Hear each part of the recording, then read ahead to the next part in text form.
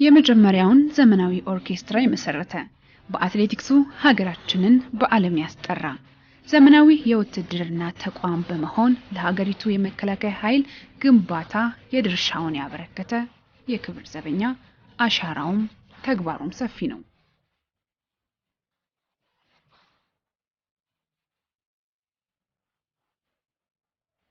የክብር ዘበኛ የመጀመሪያው ምዕራፍ የመትረየስ ዘበኛ የተሰኘው ክፍል ነው። በ1910 ዓመተ ምህረት ጀምሮ በግራዝማች ገብረ ዮሐንስ መሰረታዊ የውትድርና ስልጠና ሂደት ማደራጀት የተጀመረበት ጊዜ ነበር።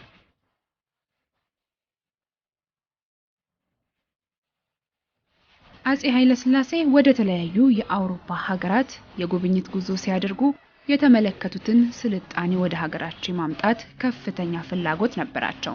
በሚሄዱበት ሁሉ የሚቀበሏቸውን የሰለጠኑ የነገስታት ደህንነት ጠባቂዎች ወይንም ቦዲጋርዶች መመልከታቸው ወደ ሀገራቸው ተመልሰው የግል ጠባቂ ለመመስረት ከውሳኔ ላይ እንዲደርሱ አድርጓቸዋል። ሜጀር ጄኔራል ሙልጌታ ቡሊ በተሰጣቸው ትዕዛዝ መሰረት የንጉሱን ደህንነትና ክብር የሚጠብቁ ወታደሮችን አደራጅተው በዙሪያቸው ለማሰለፍ ክብር ዘበኛን አቋቋሙ። ቀደም ባለው ጊዜ በልምድ ብቻ ሲሰራ የቆየው ወታደር ከቤልጂየምና ከስዊድን በመጡ ባለሙያዎች በሚሰጥ ስልጠና ብቃትን ተጎናጸፈ። የክብር ዘበኛ መኮንኖች እንዴት ያምሩ ነበር መሰለሽ! እኔ ልጅኝ እነሱ ሳያቸው አለባበሳቸው ባርኔጣው መኮንኑ በትረ መኮንን አለው ሲይዞ ሲሄድ እንዴት አድርጎ ሰላምታን እንደሚሰጥ እሱን ያየው እኔ መኮንን መሆንም ደግሞ መኝ ነበር።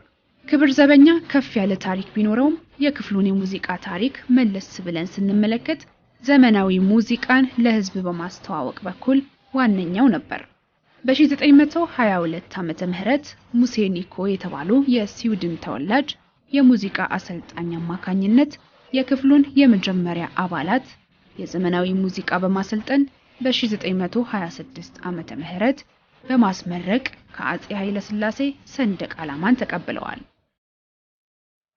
የክብር ዘበኛ ኦርኬስትራ ሀገርን፣ ፍቅርን፣ ጀግንነትን፣ የህዝቡን ብሶትና ችግር በውስጥ ቅኔ የሚያነሱ ሙዚቃዎችን በማቅረብ ለሰራዊቱና ለአድማጭ ማድረሱን ቀጠለ። ሙዚቃ የረቀቀበት ቤት ነው።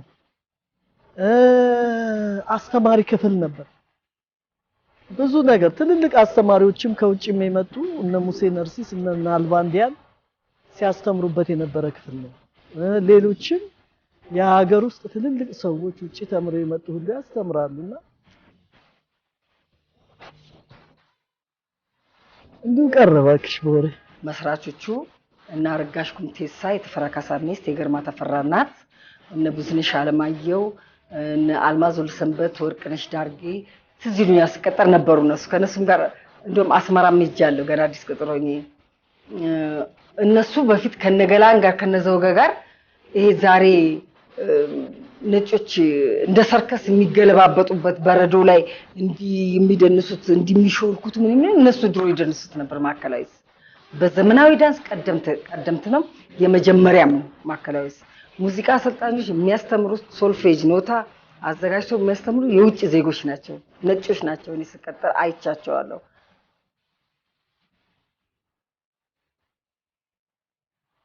ጠቅል የተሰኘ የመጀመሪያውን የወታደር የራዲዮ ጣቢያ በማቋቋም ወቅታዊ ዜናና ኪነጥበባዊ ስራዎችን በከተማው የተለያዩ አካባቢዎች ላይ በድምጽ ማጉያ በመስቀል ተደማጭ ሚዲያ ለመሆን በቃ።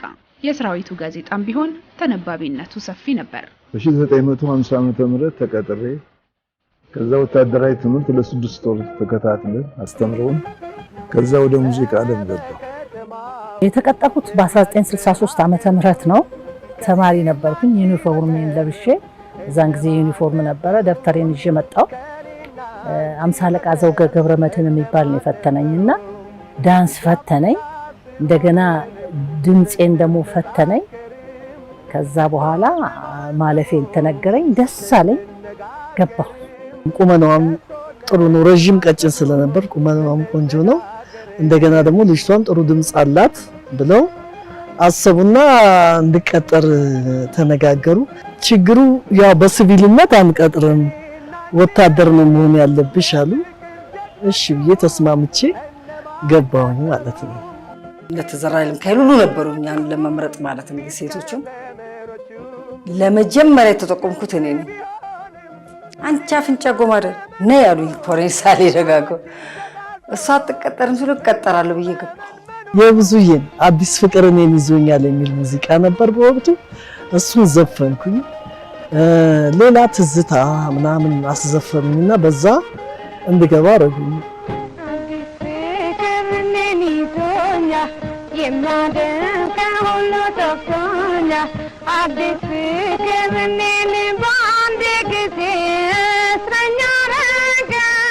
የብዙነሽ በቀለ ዘፈን ነበር እየቀሰቀሰኝ ፍቅርህ የሚል በሱ ነበር ቡጊ ያስደነሰ እና በቃ የዛን ጊዜ ልጅ ነኝ እንኳን ቡጊ ምንም አላቅም፣ ግን ያው መልከ ቀና ነበርኩኝ በዛን ሰዓት። በዛ ምክንያት በቃ ሁኔታዬን አይቶ በቃ እያደገች እየበረታችም ትሄዳለች ብሎ በዛን ሰዓት 13 ዓመቴ ነው ገና የቀሰቀሰኝ ፍቅርህ ስነቃ ተቀበያታሁህ። በወታደራዊ ስነ ስርዓት ታንጸን ያደግነው ምንም አርቲስቶች ብንሆን ወታደር መሆናችንን ልንዘነጋ አይገባም ነበር። ወታደር ቤት ሲገባ የመጀመሪያ ወታደራዊ ትምህርት ነው የሚሰጠው። ለ6 ወር ያህል ወታደራዊ ስልጠና የመጀመሪያ ደረጃን እሱን ወሰድን። ጠዋት ሰልፍ፣ ወታደራዊ ትምህርት፣ መሳሪያ መፍታት፣ መግጠም፣ መተኮስ እንዴት እንደሆነ እያንዳንዱን የወታደር ግዴታ የሚሟሉትን ሰለጠን።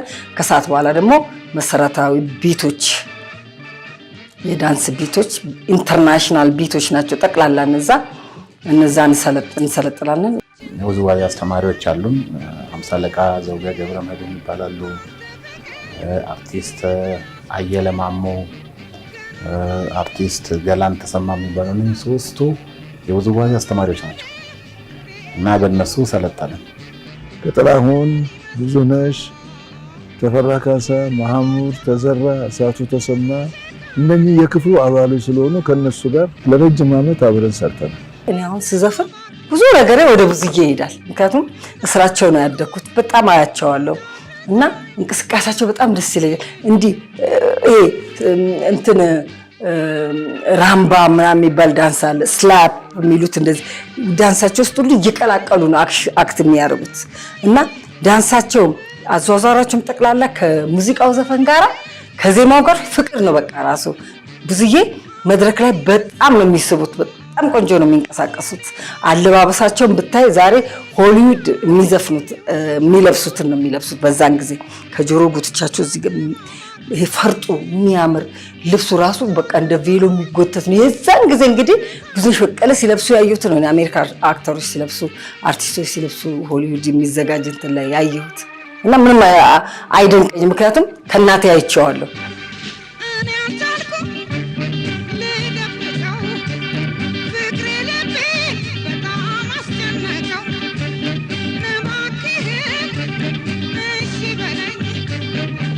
ትራምፔት ደግሞ ቀጠን ያለች ከንፈር እንደ ክላርኔት፣ እንደ አልቶ ሳክሲፎን፣ ቴኖር ሳክሲፎን እነኚህ የመሳሰሉት ለከንፈር የሚሆነው በከንፈርና በችሎታ ነው የሚመረጠው።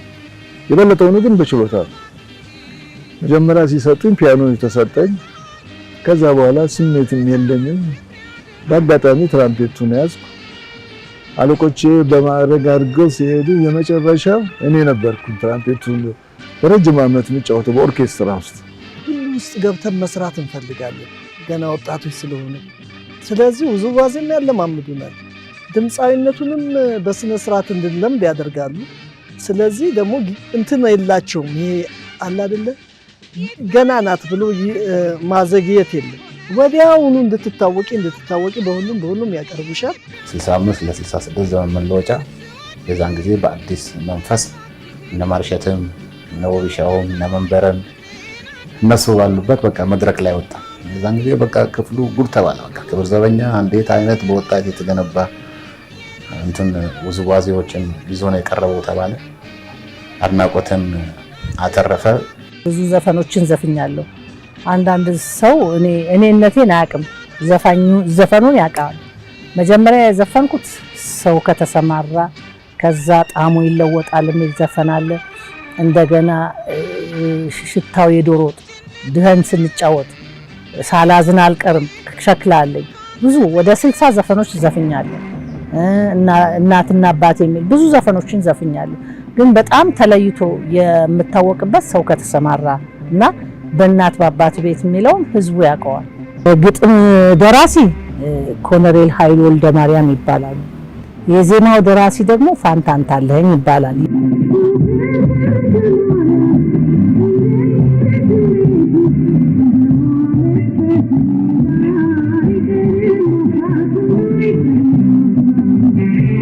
በጣም መሪ ተወዛዋዥ ነበርኩ።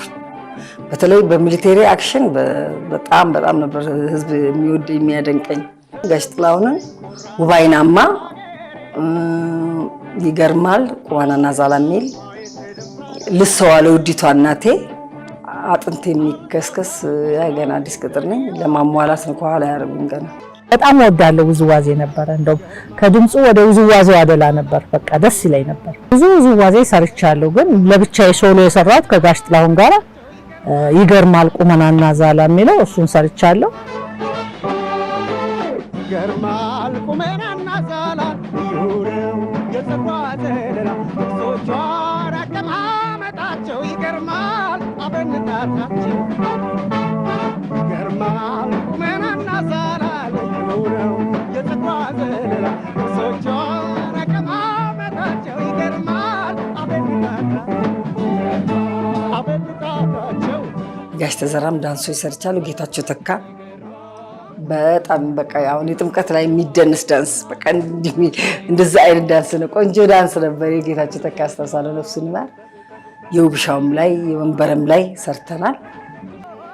አለማየሁ ግዛም የተለያዩ ዘፋኞች አሉ። ሁሉ ላይ ውዝዋዜ ሰርቻለሁ። ያው አንድ ከዛ በኋላ እኔ ቲያትር ክፍል የውዝዋዜ ረዳት ኃላፊ ሆንኩኝ። አሰልጣኝም ነበርኩኝ የዳንስ።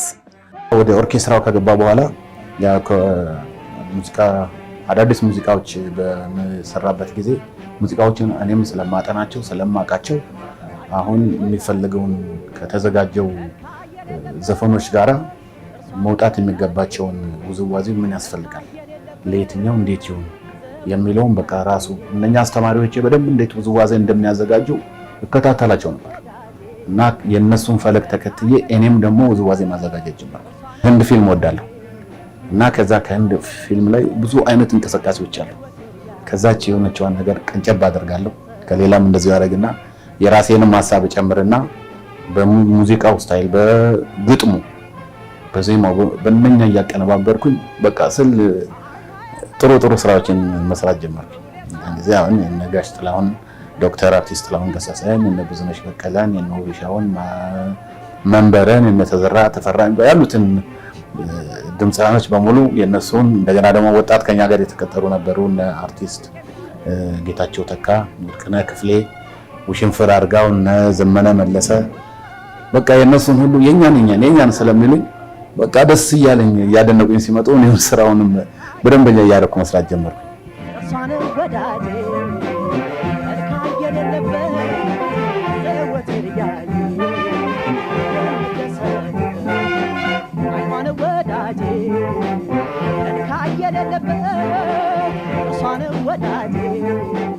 ፈገግታችን፣ የእጃችን ስታይል፣ የፀጉራችን፣ የልብሳችን፣ እግራችን እንዲህ ካለ ሁላችን አንድ አይነት ነው። ዘውግዬ በቃ እንደዛ አንድ አይነት ካልሆንሽ በቃ ቀረጻም አይደረግም። ብዙ የዛን ጊዜ ደግሞ አንድ ቅንጣት ካለ ሁሌ ደጋግሞሽ ነው። ለአንድ ዘፈን ግማሽ ቀን ይፈጃል ስንቀረጽ ቴሌቪዥን ጣቢያ። ጠይም ልጆች አሉ፣ ቀዮች አሉ፣ ጠቋቁሮች አሉ። በየእንትኑ ነበር የሚያሰልፈን እና ጠይም፣ ቀይ፣ ጠቆር ያሉ ሰዎችን በዛ ቅደም ተከተል እያደረገ ያሰልፈን ነበር። እንዴት ነህ በሉልኝ ድምጻዊቷ ዘፋኝ ውቤሻው ስለሺ፣ ዜማና ግጥም ደራሲ አየለ ማሞ፣ ቀማሪ መላኩ ተገኝ፣ የውዝዋዜ አዘጋጅ መርድ ታደሰ።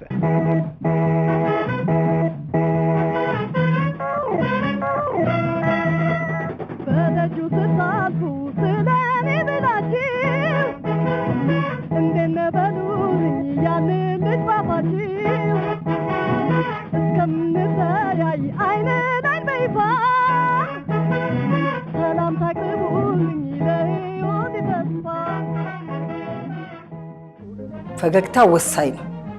የሀገር ጉዳይ ከሆነ ሲሪየስ ሆነሽ ወታደሮች ስለሆን ቆፍጠን ብለን መልክቱ ግዳጅ ለሚሄዱ ወታደር ልክ እንደሱ ግዳጅ እንዲህ ነው ብለን ነው መልክቱን የምናስተላልፈው። ያው ሞራሉን ውስጡ ተቀብሎን እንዲሄድ ማለት ነው። የመዝናናቱ ላይ ደግሞ የፍቅሩ ላይ ደግሞ በፍቅር ነው አሳምረን የምንሰራው። እንዲህ ስንል አንድ ላይ እንዲህ ስንል አንድ ላይ የምንሰራው። እንደው በአጋጣሚ እንኳን ዘፋኙ ግጥም ቢሳሳት እነሱ ይመሩታል። ደግሞ እነሱ እየዘፈኑ በቃ ተዝናንተው ነው የሚሰሩት። ስለዚህ እኛ ውዝዋዜዎቹ በሙሉ በተመልካችም በጣም ደስ የሚል ነው። ተመልካቹም ደስ ይላል፣ ሰራተኛውም ደስ ብሎት ነው የሚሰራው። እንደዛ በመስራታቸው እኔ እደሰታለሁ። በቃ የልቤ ደረሰ ማለት ነው። የባህልም ሁሉ ውዝዋዜ አዘጋጁ ነበር። ኦሮምኛ ሁሉ የሀብታሙ ሽፈራው የኦሮምኛ ዘፈኖች ነበሩ። እነሱን ሁሉ ውዝዋዜዎችን አዘጋጃለሁ። ጥላሁን አይን ሰበበኛ የሚል ይገርማል የሚለው ሴቶቹ በህብረት ውዝዋዜ የሚሰሩበት፣ ሌላ ደግሞ አባረ በለው ያንን አመፀኛ ተገንጣዩን በዲ እያለ ሲዘፍን በሚሊቴሪ ልብስ እነኛን በቃ እሱም በተለይ በምሰራበት ጊዜ በጣም ከፍተኛ በቃ ሞራሉ ይሰማኛል። ለምን በወታደራዊ ልብስ ስለሆነ የሚሰሩት እነ ማርሸት ሚሻው፣ ኪዳን መኮንን ሌሎችም አሉ። ከዛ ደግሞ የጥላሁን ከ75 ጀምሮ ያሳተማቸው ካሴቱ ላይ እዛ ላይም ጃዝ ተጫውቻለሁ። የብዙነሽ በቀለም ካሴቶች ላይ በብዛት ሰርቻለሁ።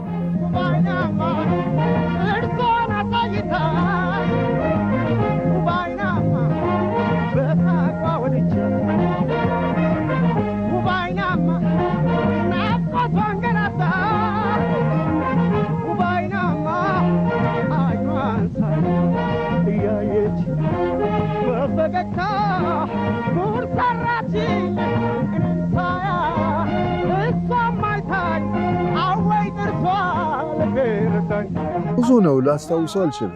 የማህሙድንም የጥላሁንም የተፈራንም የምንም ረጅም ዓመት ስለተጫወት አላስታውሰው። ብዙ ሰርቻለሁ። ራሴም ዜማም አውጥቻለሁ። ለጥላሁን ልሳቅ ወይ ልዘን የሚለውን እና ሊቢራ ሁሉ እኛ ጋር እኮ ይሰሩ ነበር። ይሄ መሐመድ ጣሂ የሚባለው እኛ ጋር ይሰራ። ውብሸቶች ወታደሮች ነበሩ እና ክፍሉ ቀላል ክፍል አይደለም። ሰላመከ ገኔ ሰላመከ አርከፉነ የምት ሰላመከ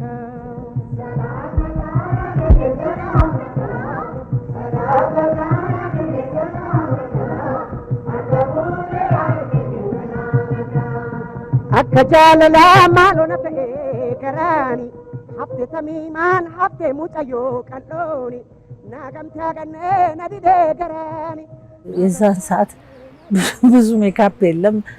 ፓውደር ነው ፓውደር ያለ ፓውደር ምናምን ነው። ሊፕስቲክ አለ፣ ኩል አለ።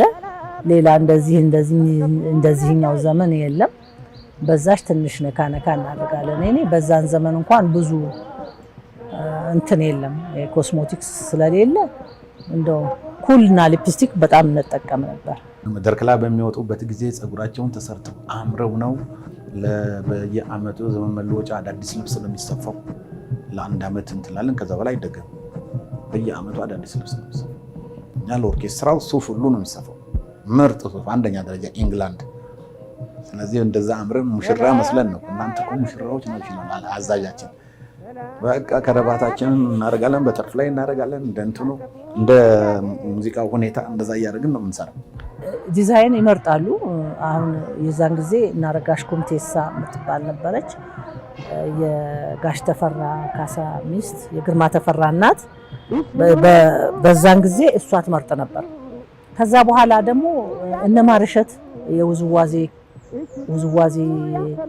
እንዴት እንደሆነ ለውዝዋዜው እንደሚያስፈልግ ልብስ እየመረጡ በቃ እንትን እንል ነበረ። በዛ ስታይል ነው እንግዲህ የምንለብሰው የነበረው እና ኪሎሽ ምናምን በጣም ደስ ይል ነበራል።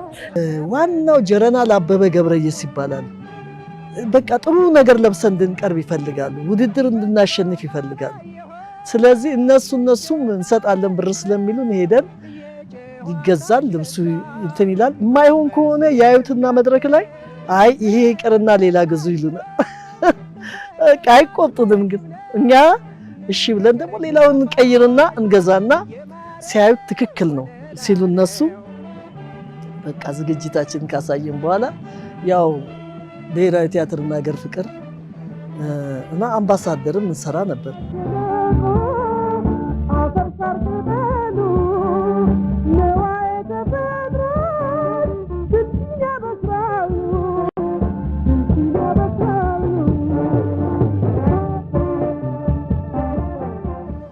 ግጥሙን ኮሎኔል ሳሌ ደጋጎ ነው ያወጣው፣ ዋይ ዋይ የሚለውን ዜማውን ደግሞ ተዘራ ነው ያወጡት።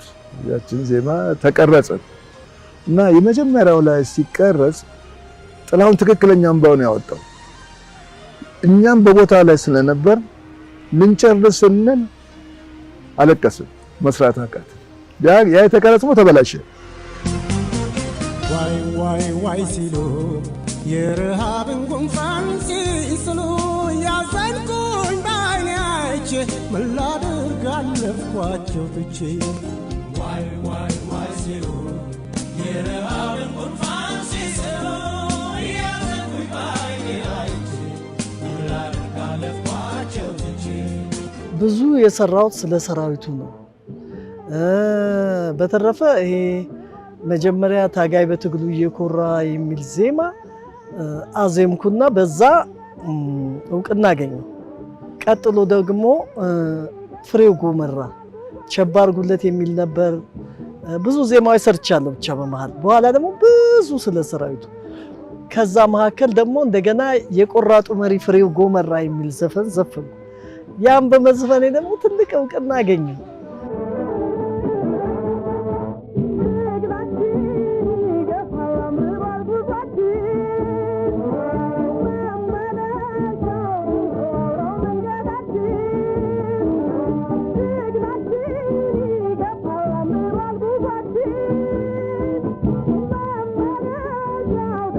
ብዙ ደራሲያኖች ነበሩ።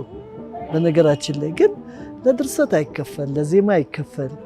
አምጥተው ያንቺን ድምጽ ለክተው ይሄ ለውብሻው ነው፣ ያንዱን ይሄ ለጥላውን ነው፣ ይሄ ደግሞ ብዙነሽ ብትዘፍነው ብለው አምጥተው ለኛ ይሰጡናል። ሲያስጠኑን ትክክል ይሆናል። እነ ተዘራ ኃይለ ሚካኤል ሁሉ ደራሲዎች ነበሩ። ምን እኛ ቤት የሌለ ደራሲ የለም። ቀዳማዊ ኃይለ ሥላሴ በነበሩ ጊዜ አፄ ኃይለ ሥላሴ ብዙ አገር ጎብኚዎች መሪዎች ሲመጡ እኛ ነው የምንሰራው። አለባበሳችን ሌላ ነው፣ የቤተ መንግስት ነው።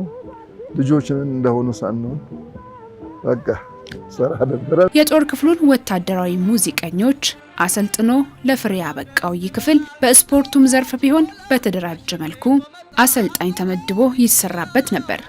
ለዛሬው ውጤታማ ስፖርት መሰረት ለማኖር የጎዳና ላይ የሩጫ ውድድሮችን በባልደረቦቹ መካከል ከማካሄድም አልፎ በኦሎምፒክ የማራቶን ውድድሮች ባለድል አትሌቶቻችንን አሰልፏል። ሻምበል አበበ ቢቂላ፣ ሻምበል ባሻ ኃይሉ አበበ፣ ዋሚ ቢራቱ፣ ማሞ ወልዴና አበበ ዋቅጅራን የመሳሰሉ አትሌቶች ፈልቀውበታል። ዘንድሮም በጃፓን ድልን ተጎናጸፍ በኢትዮጵያም በአፍሪካም የመጀመሪያውን እግረኛ የሰላም አስከባሪ ጦር በዓለም አቀፍ ግዳጆች ያሰማራና አስደናቂ ገድልን ፈጽሞ በድል የተመለሰ ክፍል ነው። የመጀመሪያው ሰራዊት በመሆን ከኢትዮጵያ አርበኞች ጋር በማይጨው ጦርነት ተሳትፎም ከፍተኛ መስዋዕትነትን ከፍሏል። በ1943 ዓመተ ምህረት የሰሜን ኮሪያ ኃይል ደቡብ ኮሪያን ወሮ በነበረበት ወቅት ወደ ሩቅ ምስራቅ በመጓዝ በተባበሩት መንግስታት ድርጅት በኩል የተሰጠውን ኃላፊነት በብቃት ተወጥቷል። በ1952 ዓመተ ምህረት ኮንጎ ዲሞክራቲክ ሪፐብሊክ ከቤልጂየም ቀኝ አገዛዝ ነፃ እንድትወጣና የሀገርን ዳር ድንበር ለማስጠበቅ በሚል ካበረከተው አስተዋጽኦ በጥቂቱ አነሳን። በቃ ወታደራዊ ሙዚቃዎች የኛ ክፍል ጥሩ ጥሩ ሙዚቃዎች አሉት። እነኛን እንሰራለን። እነኛን ስለምንሰራ ሞራል የሚያነሳሳ ስለምንሰራ ጊዜ ወደ ግንባር ነበር የምንታዘዘው። እንሄዳለን። እዛው አሸዋ ላይ ተኝተን እያደር እንትን እንል ነበር። አልፎ ተርፎ ከሙዚቃ ስራችን ውጪ አንድ ወቅት ላይ ሰራዊት ያንሳል ስለተባለ መኪና ላይ ወገባችን እስኪቆረጥ ጥይት እስከ መጫን ድረስ ደክመናል። ውሃው ራሱ የደፈረሰ ውሃ እየጠጣን ቀምጫ አፍያቤ ከርከበት በሚባለው በቃ ሰው የማይደርስበት ቦታ ሁሉ እየሄድ ፈተር ማን ማንን አያውቅም። ጥቀርሻ ነው የምንመስለው። ይሄንን ፊታችን ጭሱ ማለት ነው። እንዲህ ስስቂ ነው ጥርስሽ የሚታየው ድድሽ አንቺ ማን እንደሆንሽ አላውቅም እኔን ነው የማታውቂኝ ጋሽ ጥላውን ቢፈለግ ጠፋ መጨረሻ ላይ ሲፈለግ በቃ ሞተሩ እንዲሰተበታተነ እንዲሰጣት እንዲጣታዩ እንዲስታይ ጋሼ ነው ሞተሩ ስር ነው መሬት ላይ ምድሩ ላይ ነው ያለው እንዲወጣና አስንጀራ ባንዱራ አካሲ አለ አንድ ነገር እንዲያልተጫረ በጣም ደስ አለን ያንን ጊዜ አስከፊ ጊዜ በቃ ግዳጅ ላይ ትዝ ሲለኝ ብዙ ነገር የሚሰማኛል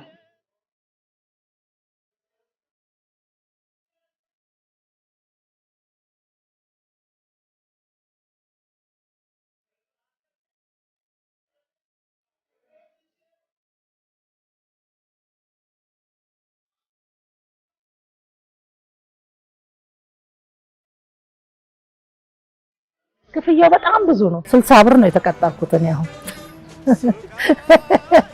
60 ብር ተቀጠርኩኝ 60 ብር ተቀጥሬ በ60 ብር በቃ እያለን መጨረሻ ላይ 182 ብር ነው የደረሱት ህዝብ ኪሳችን የከተተውን ገንዘብ ሁሉ አውጥተን ኮሚቴ ያለ ለኮሚቴ እዛው ገና ከመድረክ ስንወርድ ነው የምንሰጠው ሌላ ቀርቶኛ ካሴቶችን በመንሰራበት ጊዜ የሚጠቀመው ዘፋኙ ነው ኦርኬስትራው አይደለም ወታደራዊ ስራ እንሰራለን ቤተ መንግስትም ገብተን ስንታዘዝ እንሰራለን የሚከፍለው ነገር የለም እርግጥ ያው ምሳችን ግብዣ መጨረሻ ላይ አለ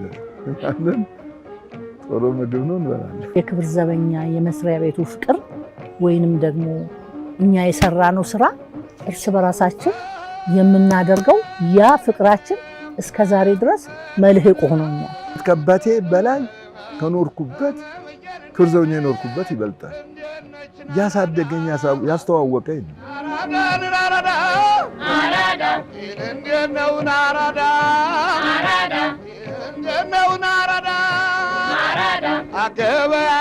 ነተፈራ ካሳ ነተዘራ ኃይለም ብዙዎችን ነሳቱ ተሰማን ይመስል ከዛ በኋላ ነመንበረን እኛን የመሰለ ሰው ያፈራ ክፍል መውደቅ አልነበረበትም አንጁ እንደታዘ እክብቱ እንደተነዳ አንመምየን እንደነው እኔ አራዳ ልጅና አያራዳ ልጅና የሻሽ መቀነት ያራዳ ልጅና የሻሽ መቀነት ቢመጡት ቢጥቁት ቢያጠብቁት ጠባይ ላየት